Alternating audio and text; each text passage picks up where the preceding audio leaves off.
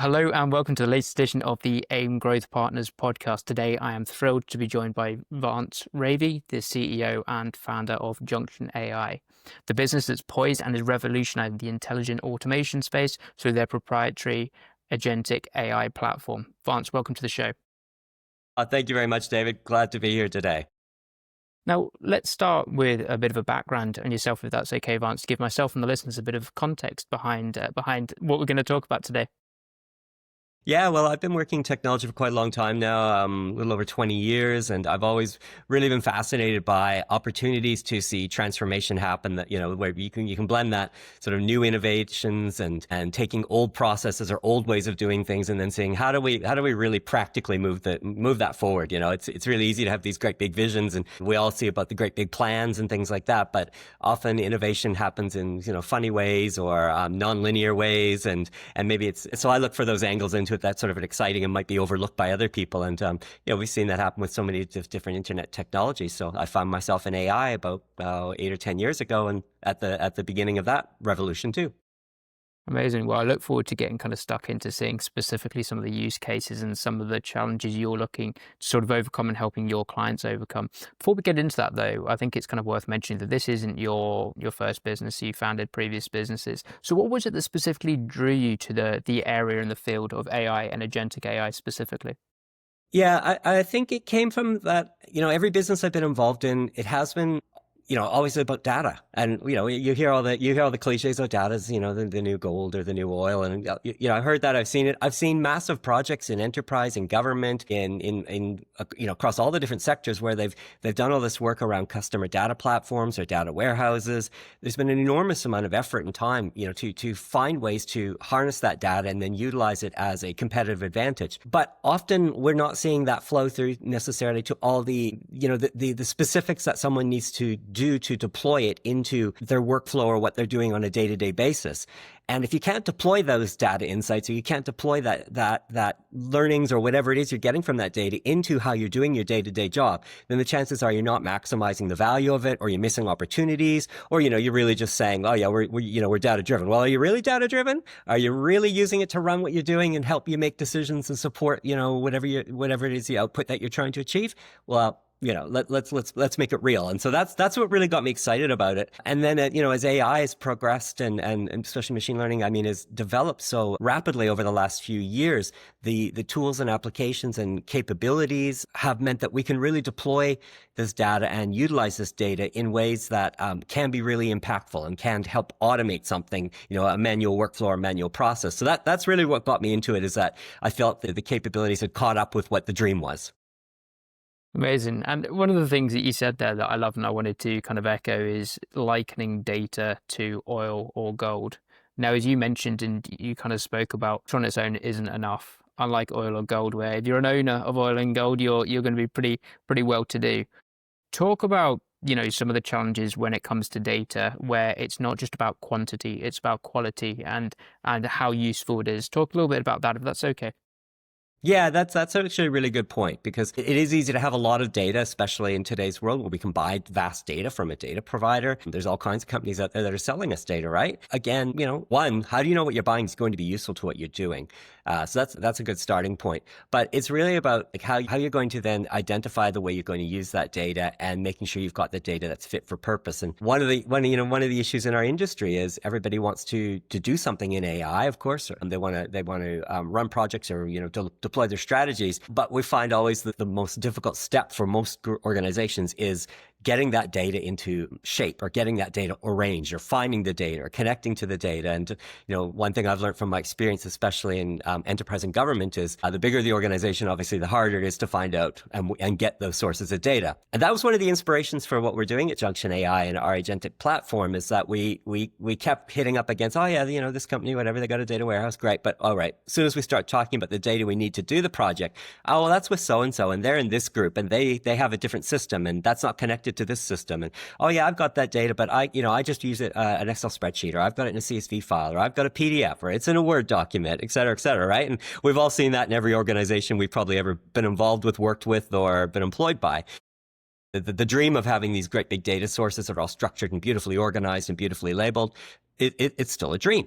So we really looked at saying, well, okay, if we're going to solve this problem, and it is an end to, it's a horizontal problem. It's end to end. If it's workflow and processing like what we do, we have to be able to look at the data from all the different sources. That might be PDFs that are coming in. It might be Word doc coming in. It might be CSV file, but we've got to accept the fact that it's decentralized. It's in silos across the organization, and every team that touches it has their own little sources and their own little systems and all that in there too. So, plan for that from day one. And that's where an agentic platform like what we've developed really allows us to do that, to embed it along the way as needed for the purpose needed. So you touched on it, you mentioned there this horizontal approach. We've spoken off air about kind of the SaaS model and talking about that kind of verticalized approach and how your approach is different. So I think drilling down and looking at the problem that your business is solving, then let's focus on this kind of horizontal approach. Take us from, what you typically see. You kind of alluded to that unstructured data and wanting to get them to that AI ready state and helping them sort of optimize their data. Talk us through that kind of typical journey and, what parts your horizontal process touches.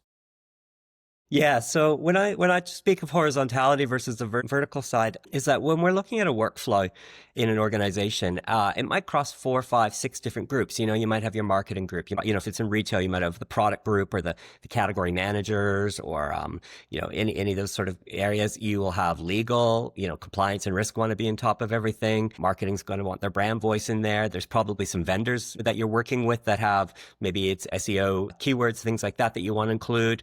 It could be competitor insights, things like that. So you've got all these different groups that have to touch that workflow in order to really get that output achieved. Well, if you're only going to do one section of it, like say you're just going to analyze for compliance, great. That's a great SaaS tool that can do that. It does that beautifully well in a vertical, but then you've just got, it's got to move to the next person. It's got to move over to the marketing people to apply brand voice or whatever it is. You've really just moved them bottleneck. And so we looked at that and said, well, you're not going to achieve the ROI of your AI strategies if all you're doing is, looking at a vertical tool that's, does one thing super well, but then just moves that bottleneck one step further in the workflow. So we stepped back from that and said, well, to truly achieve an ROI in the AI, for your AI investment, we really have to look at how work gets done across the whole workflow and how it moves along and gets added to. It's not just, it's a process, and that's why we call it intelligent automation, because it's not just a process of simply adding to it. It's like transforming what was provided, from the step before, and then passing that transformed along to the next step so that it's ready for the purpose of that next step in that workflow. And so what we do is we look at that end-to-end process and we say, well, how's work get done today? Because I also don't want to go into an organization and say, oh, okay, you got to restructure everything. You got to redo all your departments. You got to redo all your business groups and that sort of stuff. That's not going to happen. That's just change management. And that's telling them basically how to operate their business. It's not going to happen. So we say, what is your current process? Let's map to that. Where is the original content coming from? Who touches it first? What is the duty they're doing to that content? What else are they bringing into it? What other knowledge is coming into this process that needs to be applied? It might be some standard operating procedures. It might be some rules, business rules that need to be applied. Let's just map that all out. And then let's figure out how we support your current process in the way you work today, because that is going to be the easiest and fastest way to start making progress on that and deploying some sort of AI solution for that organization. That makes sense? Yeah, absolutely. I guess following on from that, how is that horizontal approach sort of perceived in the market? Because I guess we're in this sort of age of SaaS, there's tools for everything, and the proliferation of kind of businesses going from using 10 to 15 tools to now 100, 150 plus. How's your approach and that model sort of perceived? I think it's becoming more seen as important. When I first started talking about this a couple of years ago, it reminded me, I was doing some research on, how does software sold in the 90s? How was software sold in the early 2000s before SaaS came along? And I've been in the SaaS market before and had apps before that, were SaaS, and it is a great business model.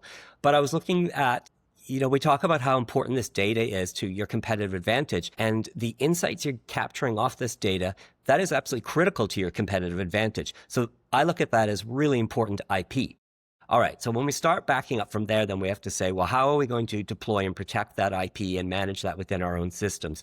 And what I saw from the 90s, and that was in the early 2000s, was a lot of more of the service to software model. People bought their own software, they bought their own platforms, and they got the code, and they were able to continue developing on that code, or at least curating or customizing it and configuring it to their specifics. But it was right in their organization, and so that's a very different model, obviously, than SaaS, where you sign up for something and you're given a feature set that you can interact with. bandwidth, you can upgrade your plan to a broader feature set, but you really aren't affecting the base product or building on it yourself in terms of what your organization does. So I started to see that potentially as a really important way of, or influence on how this market's going to go. And, again, tying in the fact that what we develop in, machine learning and then combining that with, with the data and what we're generating for them, that IP that's coming out of that, it seemed really important to me that that was more owned by the organization, or, the company would want to keep that. They'd want to have that secure and want to embed that more and integrate that more into, if it's embedded into their workflow and processes horizontally from end to end, then it actually becomes a really important production system. So it moves out of that SaaS model of doing, CRM work really well or whatever it is. It moves it into that production system across the whole, meaning multiple different business groups are involved in it. They have to touch it. It has to be very specifically curated or customized or configured into how they're working today. So we have to change the model to apply to how, the business needs to achieve that strategy, or to achieve their goals. And that's where that's where it gets back to the ROI discussion. If you're only doing, a third of the workflow because this is the tool that allows you to do that piece of it, then you're not achieving the full ROI. That's like saying, car company XYZ or whatever, they automated half of the factory floor, a third of the factory floor, but not the rest of it. Well, what just happens? Well, it all piles up at that spot and it just stops. So that can't be, that you're not going to achieve your ROI. You're not going to get that marginal cost of output down by not approaching it from that whole end-to-end point of view. I think it's so interesting that when you talk about this end-to-end process and calculating the true ROI, because the SaaS model even now continues to be so effective, yet really they are calculating and demonstrating an ROI and obviously creating a compelling enough case that people buy into it. But really what they're doing is they're shifting that bottleneck further down the line, as you mentioned. So I think it's really interesting looking at something that's actually holistic and it's a true representation of ROI. So staying on that for a second, and I guess if we can kind of explore any kind of real case studies, talk to us about the real ROI that you're delivering for your customers. Yeah, so I can give you one, a pretty good case study that, I think most people will have had some decent experience with these days, is online shopping. You're on Amazon or you're on any one of the Walmart.com or any of those companies like that. You see that there's product listings up there. They have a lovely title. They've got a description. They might have feature bullets on one site, but they don't have feature bullets on another site. The amount of space that the brand gets to use, how many characters, how many words they can put in there, is different on them. And they all have different rules as well. Both the marketplaces that you're putting your products on, but also the company, the brand putting their products there. They don't want to use certain words. Maybe they don't want to use the word healthy because they don't have a medical certificate, or organic because they're not certified. So if you're a brand, you've got to do this for, say, how many marketplaces? Multiple ones, possibly your own site. Well, right now humans are writing those product descriptions, product titles, all that. And then they rewrite them for each marketplace, and they have a template that's, specific to each one of those so they can load them up at the right time. All right. How often are those humans actually then able to, one, how optimized is it from the human point of view? I mean, we're only cognitively capable of taking and doing so much at a time. We can't be sitting there understanding all the different cues of what the market's telling us, like from price cues, from what our competitors are doing, what language they're doing, using, what they're putting in their images, et cetera, et cetera. If you've got hundreds of products of a large brand would have, that's an awful lot. And then the second part is, how often are we updating those? A tiny brand that has 2 products, that's why they're so good at, capturing market. They can be just really specific and really going for it, whatever's trending at that given moment. You're a big company, you've got hundreds of products across multiple marketplaces. Do the math, 300 products, 3 marketplaces, 900 product descriptions to keep up to date. Are you changing those every 2 weeks or every month to reflect, it's summer barbecue season and now we're moving into back to school season and all those sorts of things? Well, the smaller, nimble competitors can because they only have 1 or 2 products, but the big ones can't. It's just too expensive if you start saying, $90, $100 an hour or whatever it is to rewrite these things, and it takes about 30 minutes to rewrite it really properly. So you can do the math and it gets pretty staggeringly bad. So when we look at what we do, long way around to getting to the point, right? We create a template in this, and then we create the ability for that template to be driven from a workflow that has to take in all the considerations of what's the original content, what are all the influences on the content, like keywords that you want to highlight, conversion keywords that you want to highlight, brand voice, legal and compliance, can't say this word, et cetera, et cetera. The optimal position for every piece of information, does it go brand, color, size, things like that. And then you create that template, but then you have it so that it can be individually applied to every single product so that each one is uniquely done. So you can say, let's run a batch of 300. products, all in the baby food category, and get 300 individual product descriptions, titles, and done. But not only that, and say that's just for one site, now do it again, but do it for this other marketplace, but using their conditions and their business rules. And then another marketplace and their conditions and their business rules, or, changing because their rules or, regulations might be different. So you can just see the scale there. Like that human who was doing them all manually before now can press a button and get 300 of them done for Amazon and another 300 done for Walmart. And do you pitch yourself on, because there's so many facets or areas where you're kind of helping these businesses, from cost saving through to, optimizing sort of processes, allowing them to kind of keep up with these seasonal trends. You said barbecue season, we've got a heat wave coming, we can actually now optimize for that. What do you kind of pitch, yourself on, or market your business on? Is it that cost saving, or what angle do you take? There are a lot of opportunities for cost savings. It is not the type of cost saving, though, that you would say, oh, let's go, now we can get rid of these employees. That's not it at all, because we're human in the loop. And I think that's critically important, that the human plays a very high quality value add role in this. So the subject matter expert. The cost save size kind of would largely come from time savings. So I can get this done faster. I can take a process that used to take us 8 weeks down to 2 weeks. Okay, great. Well, that's saving everybody a lot of time. Now, none of those humans were probably being let go, and nor should they be. But what it means is they're able to address other work that they should have been doing or could be doing. But for me, I think the really exciting part of this is, you tell me, how many businesses are content to be exactly where they are today and not make any more money and not grow? I don't think that's anybody's business plan. I mean, anybody in business does not say that's their business plan. I'm pretty sure of that. So from my point of view, it's like, well, how do you intend to achieve your growth goals, your scaling goals? Because your competitors are trying to grow. Everybody's trying to grow. So how are you going to outgrow them at a cost that's going to be more efficient or better than their cost, so that you can achieve those plans? Okay, that's where we shine. And that's the point we can sell on. Yes, we could just reduce your cost currently today. Can we take something that takes 10 hours down to 2? Absolutely. You decide what you're going to do with those savings. But I'm more excited to say we want to grow our business from doing, 300 products this week to doing 1,000 products. 10,000 products, whatever it is. Can we do that? And it's like, yes, we can. But you have to be able to apply these intelligent automation capabilities in order to do that. And you still have the same human footprint, but you're generating that much more. And of course, the more you generate off these, our platform like ours, the lower that marginal cost becomes per output. And I'm sure there are people you need to influence in a business that's what they care about. So I find it interesting, and I guess interesting kind of getting your thoughts on staying true and just choosing one focus when it comes to ROI. You're not pitching yourselves as a compliance brand. You're not pitching yourselves as revolutionizing maybe the marketing space, specifically allowing businesses to put out more tailored adverts. So yours is specifically around that kind of business process optimization, really.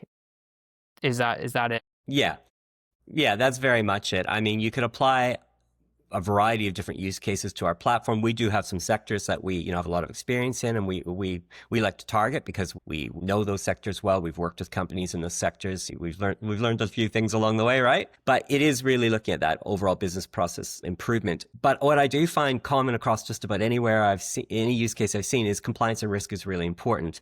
And especially in a day where, people are looking at the ethics of AI or the explainability in AI, or how did it make these decisions? How did I get there? Someone's going to have to explain it at the end of the day to the management committee, and everyone wants to be a 5 out of 5 and not get knocked down because they didn't know something, right? So I think that compliance is part of all of these things, and managing risk is part of all of this, and every process it has that as a factor in it. Now, is it the only factor? Is it the one thing they're going to aim for? Maybe not, depending on your business, but a class action lawsuit can be pretty expensive to just about any company. So one of the great capabilities here is that you can put that compliance system in place, those business rules in place. And in a system like ours, say you've loaded in all your SOPs, maybe it comes from a document, maybe it's contract, SLA, whatever it is. But, this month something new has changed. There's been something that's come through the courts or whatever it is, right? Regulation change. We can't use this word anymore. We have to do it this way now. You don't want to have to rebuild your whole software system. You don't have to reprogram the whole thing or go back to development, right? Our system, it's a no-code system. So we would just put this in, the template in a prompt, and say, we can't use this anymore. Now we have to do it this way. And there you go. You've redone the system, and we have a test capability in our system, like a lab, so to speak, where you could run it and see if it does do it properly. Yep, you've seen it do it properly. Great. Now you can deploy that back into production. In the old days, back when I first started, that could take months of reprogramming a software system to do that. And now, we can do it in a few minutes. But the second part that you kind of triggered me thinking about there is that human in the loop side too, is that you want to make sure that you have the human involved in that and capturing their understanding of the workflow process too. And you and I were talking about this before, like, when have you ever been in an organization that every process is perfectly documented and understood by everybody and actually covers everything? Never. It's always like, can you go talk to so-and-so? She knows how this gets done. Or I don't really know quite how this works, but they know how this works. And you go talk to that person, that colleague of yours, and they give you all the lowdown on how it actually gets done. All right. If you're not capturing that in your system, you are still not going to achieve your ROI, because that's where that human subject matter expertise, their experience, the nuance, the judgment, all the things that make us uniquely human, that's where we can bring that into play. We really looked at that as critically important. That was sort of some of the early learnings that we found, that you could meet the scaling goals of doing, instead of 1, do 10,000. Yep, could do that. You could meet the goals of making a brand accurate. You could meet the compliance goals of not using the right words or wrong words, and make sure you're using the right processes, whatever it is, and for their needs. Yeah.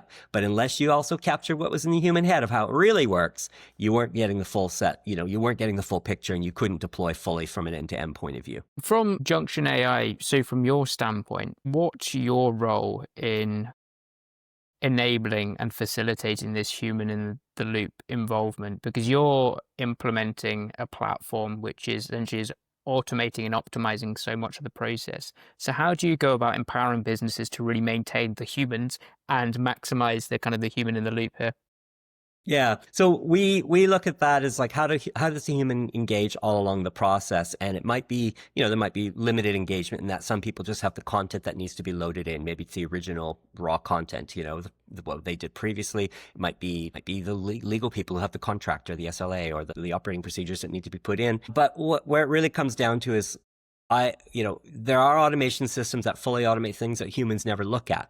Well, most of the areas we work in are the ones that humans should have a look at. It might be, though, that instead of them having to spend 10 minutes reviewing a file to see if it's, accurate or does the right thing, they can quickly have the platform identify the piece that they need to look at. They can verify, and might take seconds, or maybe, 30 seconds for them to verify instead of the 10 minutes that they did before. All right, that's important, because the humans it's passed through the humans. They have had a look at it. It does match. And great. That's a good case. But the more important case in my view is, well, when the human sees it and goes, oh, well, actually, it's pretty good. It's 80%, but geez, there's a little something missing here. We would have done this way, or maybe this should have been reorganized in this manner. All right, we want to capture what that human input is. And so we have a process we call the tribal knowledge process, where we're capturing that feedback from the human, how they moderate something or how they change it in order to get to the output that they feel is the best quality, and that's brought back into the system so that next time they run their process over our platform, it's not only doing all the good things it was doing before, but now it's also applying that human touch, what they moderated or what they changed. And in order to keep some sort of rigor around that as well, we've really tackled that explainability side. We want to know not only just why did it come up with this, this result, like what data was put in, who put it in, how was it used, but then also how was it moderated by that human in the loop? What did the human say to change or do? Because if we have to go back and go, well, why did it come up with this decision? Why did it come up with this output? Well, it's not just the formal side, it's also the informal side that the human brought in. And that makes it very traceable. It's explainability. Everyone talks about explainability. Well, there we go. We got it. So that explains so much why you place so much emphasis and importance on mapping the existing processes. You're not trying to reinvent the wheel. You're trying to map the processes that they exactly are. So you're not teaching employees to do an entirely new job. They're doing the same job, but they're enhancing. And I guess the benefit of this platform that you've got then is a mistake made once is one that's not going to happen again and again. Humans inherently, we're lazy. We've got our we cut corners and whatnot. But, once the human in the loop or the employee has corrected an output and said, actually, we would do X, Y, Z, in theory, the AI platform is not going to make that mistake again. Is that right? That's exactly right. I mean, and I think it's you make a really important point there. This is not a case where you just turn something on and it works perfectly day one. That is not how artificial intelligence works. It does take training time, it takes tuning time, it takes that feedback time to build accuracy. So we do we talk to our clients that they have to understand that they're entering a journey. It's a process. It's going to get better over time. The more feedback it gets, it's also going to get better the more they learn the type of what changes they could make outside of the process. Like maybe they can bring their data in more frequently. Maybe it's, instead of getting a monthly update of some data source that they need, maybe it's a weekly update of that data source that they could be bringing in. So it enhances, the insights that are coming out. So it's all about saying like, how can we continue that journey on? Because the more you tune, the more you get that accuracy built in there, the more you get the human knowledge out of the head into the system as well, the better your result's going to be. And that brings us back to our ROI discussion, because the more that is captured accurately and improved upon week by week, month by month, of course, then the more it's going to drive that ROI. You're going to get better you're going to get better speed, or you're going to get better accuracy. You're going to have the human having to touch less, make less corrections of those outputs. So, back to our product listing idea, if you've got 300 of them in 3 different marketplaces, that's 900 that have to be reviewed by the human. Well, maybe the first month, 100 of those or 200 of those need to be a little touched up by the human. Well, then let's say next month, let's get that down to 50 or 100 of those. And the next month after that, let's get that down further. All right. You're getting things to work faster. The cycle's going quicker, and therefore you're improving your ROI on that. But it is a journey. It's not just flick the switch. And, it's important people understand that.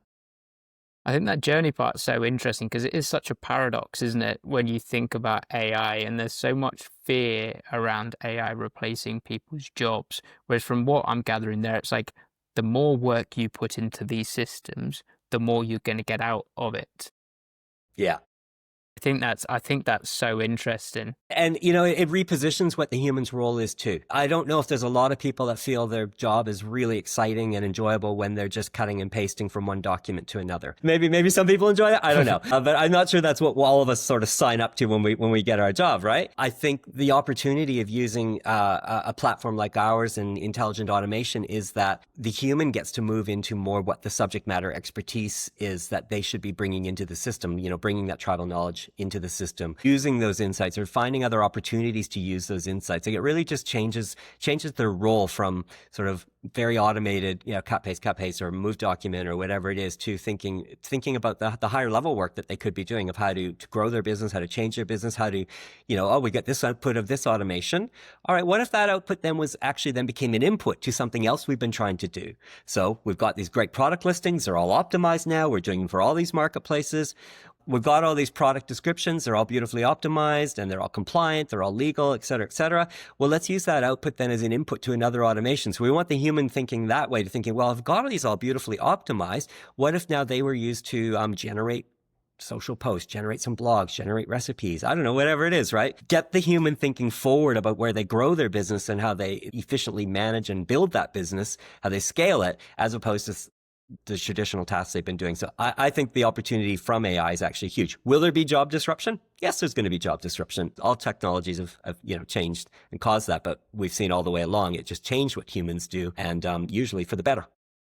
It sounds like the biggest shift as well is going to come into more kind of strategic, higher level thinking, more those critical thinking tasks. So you're almost going to have like businesses of like mini CEOs and kind of the C-suite. You're going to have like mini C-suite everywhere in the company where people are, empowered and have to think more strategic, high level than maybe this is my job. I won't deviate from this little box or this little task. Yeah, it's gonna change what those boxes look like for sure. I always look at it, from my own experience too. You get all these wonderful insight reports or consulting reports, and there's fantastic information in a lot of these. Great now, but I actually have to be able to use it. I have to deploy it in some way. Otherwise, it's a great read. Sure, I've learned something, but it didn't make a difference to my bottom line. So how do I then, this is where I think the management side is going to get a lot of change and how they think about this whole space, is that we can generate wonderful insights off our data now. We can generate a lot of, good information, but now how do we really find the use case in there to deploy that into something that then could impact our business and impact the business growth, business scaling, business cost savings or time savings, whatever it is. So I can see how that begins to like sort of merge those in together so that it's not just talk, it's talk and walk. I'm interested, Vance, changing I guess, the angle of the conversation slightly. You're in an incredibly crowded market. You've set up businesses before, so this isn't your sort of first foray into the entrepreneurial world. Talk to me around how you navigate this incredibly fiercely competitive industry, how you're sort of standing out and moving the business forward. Yeah, it is how many every day there's something new in AI and there's another company and another. But I think what's interesting about this industry is that it is really big. It is not, and it is really diverse and it covers a wide variety of specializations.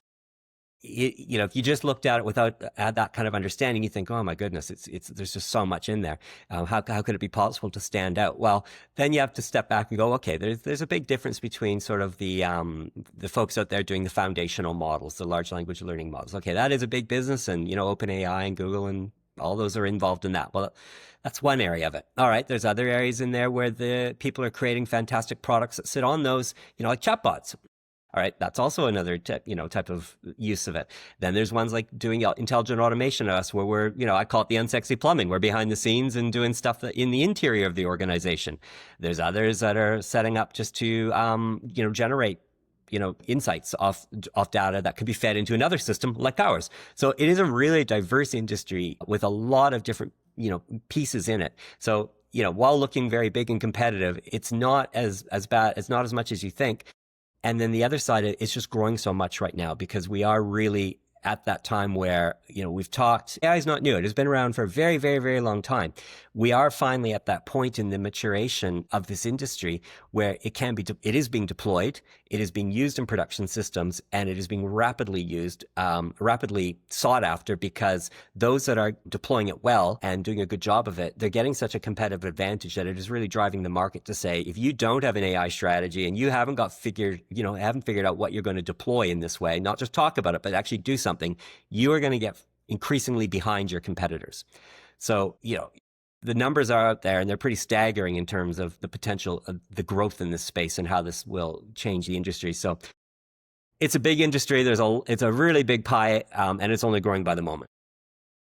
You likened yourself to a plumber or the business to doing plumbing, the unsexy plumbing work. Now, following that kind of theme or that example, when something goes wrong in the house, and I know I need a plumber for that, when it comes to AI and transformation, I think I was trying to think of a polite way of rephrasing the shiny object syndrome.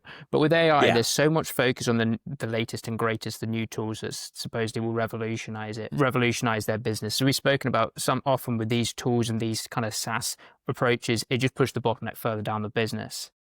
So I guess the question I'm asking is, do you think the market knows they need a plumber? You know what? They often don't know they need a plumber. What they often think is they need, the whole new fresh coat of paint on the house and new awnings or whatever it is like that. Because I jokingly say, AI, according to the media, at any given moment, it's going to, kill us all or solve world peace. You just never know with the way media goes on AI. But that's why I call what we do the unsexy plumbing. It's sort of the behind the scenes stuff that really makes every organization function.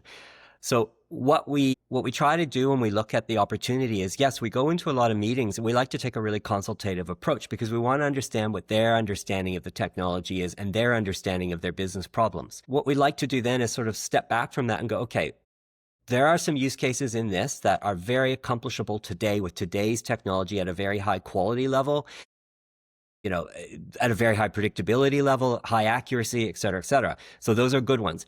You've got some other use cases in here, though, that are perhaps maybe leaning on the side of what we're seeing in the media of what's promising and exciting, but today not as trustworthy, or would still take a lot of human involvement in it. You'd still have too much retouching, or you'd have too much rework to do on it to make it past compliance, like we were talking about before. So let's set those aside for today. Maybe in a year's time, they're going to be great. But let's get you started on, the use case that we know can have an impact today and we know we can do accurately and start moving you on that journey. Because again, it's about getting them on that journey. Because once they solve that one use case, and it might be their simplest one, who knows what it is, might be a very simple one, but that's going to get it started and that's going to sort of trigger the next reaction because perhaps, like I was saying before, that's an input to their next business case or the next use case that they need to resolve. So that's the approach I like to take. Like, what can we get you started on doing today? Because because there's a bit of retraining for the staff that, aren't changing their workflow, but they are doing something differently.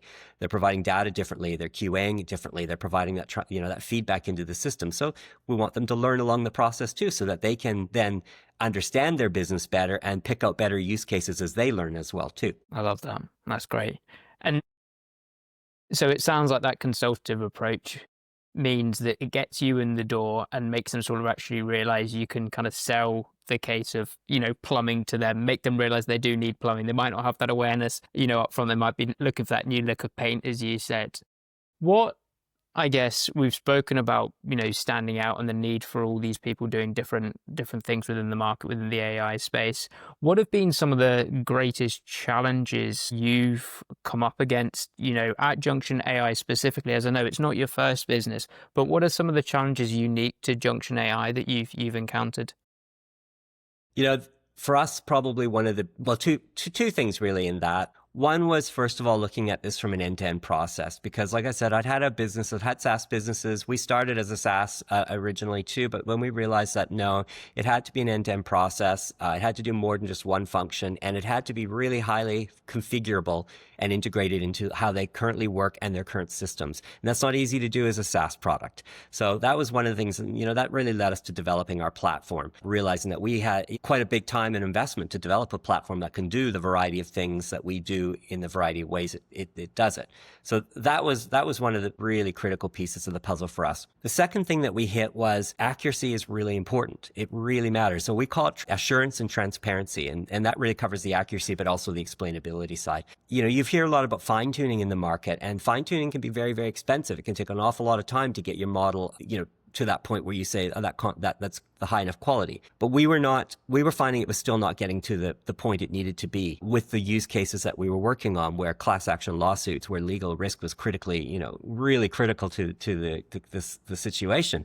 So we had to invent some IP around micro tuning that allowed us to achieve accuracy levels that, far exceed what everybody else is doing in the market, so that we could put hand in heart and say, yeah, we can deliver that sort of X% accuracy that you need in a much shorter time and at a much shorter cost because of the IP we've developed in that space. And so that for us was probably, one of the most critical breakthroughs that we made that allowed us to move ahead on a bunch of use cases. And, 3 years ago, that wasn't possible because the technology didn't allow us to do that. But we saw a vision then that it could, and we stuck to it, and we kept working it. And sure enough, now we've been able to achieve that. The partner to that micro tuning process is that because it's so specific of how we do it, we know why things happen. We can explain why things happen, and we can explain exactly that output and the reasons for it to be in that way. Can you explain micro tuning to me and the difference between that and fine tuning? Yeah, let me explain the micro tuning process a little bit to you in that way. I can only give so much away without it being, IP, but think of it this way. You've used ChatGPT or any of those systems. I've used those too. It knows about everything in the world. It's, been trained on everything going on. It has had some tuning work done to, of course, take stuff that it shouldn't talk about and not talk about it in different ways, or, not safe for work, stuff like that. So it's got a base level in there. It's got the guardrails, right? Good. But we've all done an example where it came out with something that wasn't necessarily as accurate as it could be. It might put things together that don't quite, connect. Layup, I know at one time I did it, and I was the CEO of Apple at one time, according to some of these models and things like that. And trust me. Yeah, thank you. I'm quite surprised too. I went to University of Michigan, apparently. I never did. You get these little inaccuracies and things like that. Well, when I try to talk, and my developers and my engineers always want to, stab me in the, kick me and tell me this is not the way to describe it correctly, but this is how I do it when I talk to business people. Basically, your model does not need to know about the history of Uzbekistan and the types of crustaceans in the Pacific Ocean. That is not useful information when you are trying to produce product descriptions, or you're trying to do a compliance audit on, a health file or something like that. We don't need any of that information. All we really need that large language model to do is help speak English in this system, because that helps drive it and that keeps it no code. We want to bring in the contextually accurate information that is specific to your use case and have it train only on that and learn from that in a very short, very rapid way, where it learns itself to understand that information and how accurate it is to the use case being done. And so we have a process that we've invented through that allows us to do that. Now that means that you have a model that is, tiny, strapped down, micro model, whatever it is, and it is very specific to only the things it needs to know. And then, of course, all those other things that we put on it, like the the other embedded data, knowledge, tribal knowledge, all those other pieces have to fit in there too. But it just keeps it, keeps it at a super accurate level. That also helps us avoid that issue of model drift. And, you've probably heard a little bit about that over time. The models start to drift. Well, we've built sort of self-correcting features into that. But again, between the self-correcting features that are automated and the human in the loop side of things, we really address that and looked at it as a whole package without getting too specific on the specifics of that IP. That's sort of how we're addressing it. But we have seen dramatic results in terms of that accuracy and ensuring that our system can deliver to that accuracy needed and then be explained as to why it got to that point. This might be a stupid question, probably is, and I hope it's not going to. If it does, I don't expect you to answer, but I don't think it would kind of infringe or need you to explain any of the IP side of things. But why do you still need to use large language models? Would you be able to use small language models? Yeah, so the large language models are really, it's a foundational model, and in its name, it's a foundation. We need to use it. So for example, when I was saying that on our platform, it's no code, we don't want our client to have to come back to us and say, we can't use the word healthy anymore, or we can't use this code when we're analyzing something and everything needs to be coded to a certain, department or whatever it is. These things have changed. Well, we don't want them to have to come back to us and then have us to redevelop something and, have engineers and do that. And then, goes through test and QA and, weeks later, months later, the old ways goes back to them.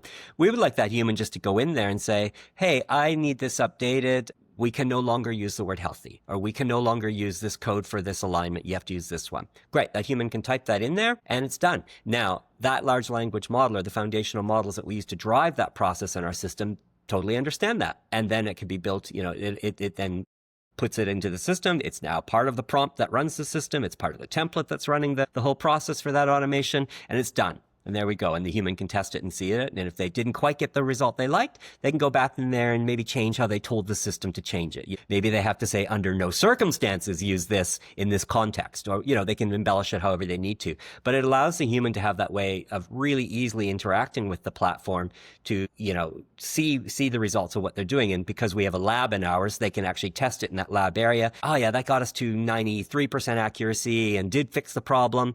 But if I add this little bit more to it, so that human can just use English language or whatever language we're working into, then drive their system. So that for us is an important use of those LLMs to help drive that. Whereas the micro-tuned version, the micro model that sits on top of that is really that subject matter expertise model that drives what the content or the impacted, the output of that is. Yeah, that makes so much sense. So it's more about creating this kind of more customizable and more kind of interactive experience and platform for the clients, so they're not having to go back to your devs, your kind of engineers saying, hey, I want these changes made. It's real time or as close to real time as possible, self-learning, self-iterating, improving. Sort of business can specifically use their language and the prompts in English or whatever language, as opposed to some engineered or coded changes in the code. So it's okay, that makes sense. And that's where you get that subject matter, and this is where the human role gets good, right? Like that you're bringing in the human who's the subject matter expert in her job or his job or whatever, right? You're getting them to actually use that knowledge they have as that subject matter expert of how to drive the system. That's something that, you could have a developer that's worked in that sector all their lives, but they're still not going to have the knowledge that business person has as the subject matter expert who's responsible for it every day and, has to live up to the performance criteria and the performance review at the end of the year on what they did in their job. That person cares more about it than anybody else. Yeah, agreed. Interesting. And looking ahead then for the business, for Junction AI, what's the goal? What's the ambition for the business?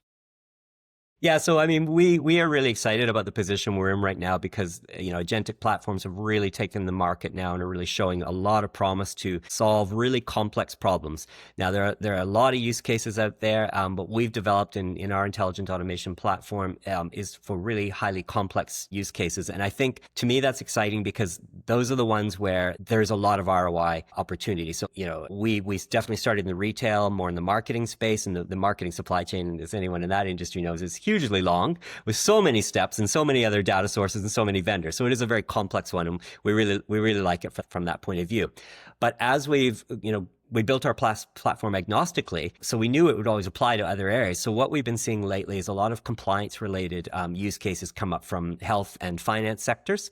And so we really like to start, looking at how do we take what we've learned and know what works in our platform and now start deploying it into those use cases in those other sectors.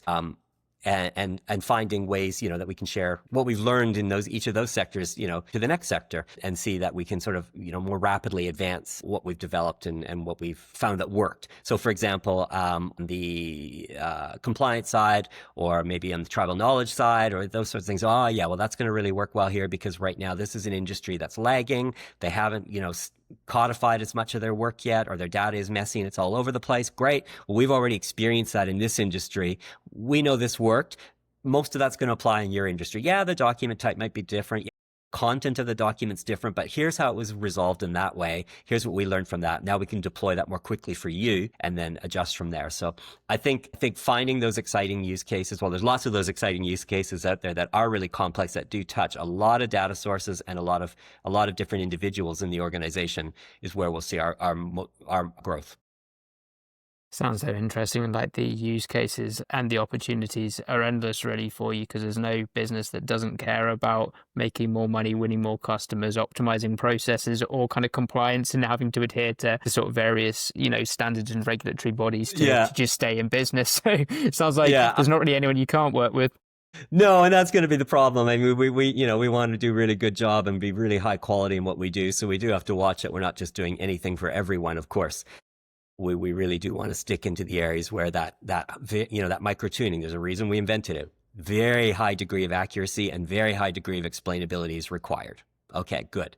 That's where we're starting from. Sort of track your progress over the coming kind of few years, and see how you kind of dominate across all these sort of different spaces, and how your horizontal approach is, kind of making waves in this heavily verticalized SaaS market. Are there any sort of final thoughts, anything you wanted to leave the listeners with, Vance, that we haven't kind of covered on this?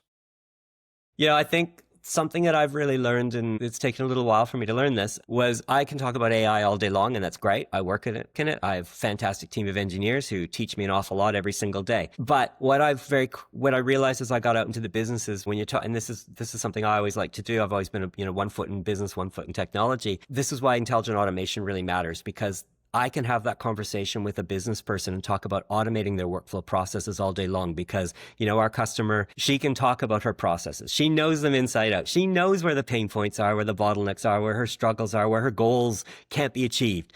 That's easy for her to talk about. So that's the conversation we need to be having. Not the conversation about the technology, not the conversation about, well, what agents are you using, or what model, what foundation, those are important conversations. Not saying that's wrong, but have the conversation about what is the business issue, what is the problem, what's blocking you from achieving what you're trying to do, because then you're sitting in the territory that person knows. It is familiar to them. It matters to them. It's what they're doing every day. It's what they're probably telling their managers about, right? And they can talk to it very well. Whereas, if we ask our client to go in there and talk about AI or the model or whatever it is, they're probably not going to be as comfortable doing that, and they're not going to, get what they want. They're not going to be able to probably win internal support for their use case. So start with what your business problem is, start with the issue, start with what you're trying to achieve. The technology will come along. We'll figure out, we'll know what the technology is when we know what the use case is. Love that. And I think that's so interesting and so nice for me to hear as well. I think that kind of consultative based selling, you're selling to each individual's pain point. You're not just tackling, a business's sort of generic problem, with this sort of SaaS product model of, here's a cookie cutter approach to solving X problem or Y problem. It's going to work for legal, but no one else. Or it's going to work for finance, no one else. This is, hey, holistically, we're coming in and solving your business processes, but I want to map out exactly which, for each of these different departments, what's keeping you up at night? What's that thing you're banging your head against the wall for? I like that approach. I love that approach. I'm glad you do. You've got it spot on. Well, look, thank you, Vance. It's been an absolute pleasure having you on the podcast today. I've learned tons. We've run over time-wise, but I've been learning so much from you that I didn't want to cut it short. But it's hard to stop me when I get going. It's not your fault, David, but I've really enjoyed it too. Thank you very much. Absolute pleasure. Thank you.